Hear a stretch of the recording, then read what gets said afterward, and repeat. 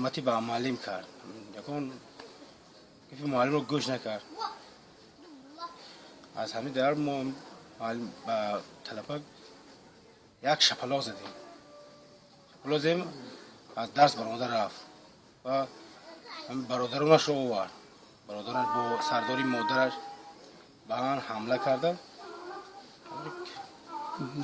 جسمانی زدن. یک کورچه زدن. یک کورچه زدن. وای در نزد دیرکتر وای در نزد 30 کودک و یا حقارت کرد، از مادرش حقارت کرد. او وای چی آموزگار میشد؟ پس وای بچه ها به چی میگوید؟ وای چی جواب میدهد؟ او وای شرم میدارد.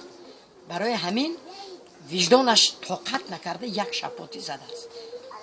گناهی بچه من همین است. من دیگر چیزی گفتن نمیتونم، لیکن من همین رو میگویم که به همه مادرها، یکی وقتی که مادرش آمد گفتم صدقه فرزند شد، صدقه نام مادری شد، همون فرزند جنایت به تو بردی، تو صادر کردی. او بچه کاری دیگر کرده، استاده رفته گفتی که خیز که رفته معلم زده میکشی.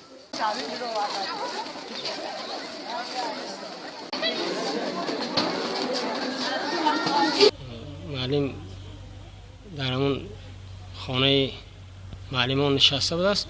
ما خودمون در درس بودیم. چطور آنها مثال مادرش همراه 2 بچهش به مکتب می‌دارد، ما هم نیده موندیم. یک بار می‌بید معلم رو با معلم روبرو میشد و در وقتی همون گپ زدن و جنجال کردن یکی کارچه رو از کیسه‌اش گرفته معلم رو میزنه. فکرم از همین طرف در آمده است. ما اگر از این طرف می‌دارم ندیدیم. خیلی من در همین سن بودم. در همین سن با خواننده‌های سن‌های 10 هم صحبت داشتیم. نفهمیدم اون نمی‌کنه. Иван Алексеевич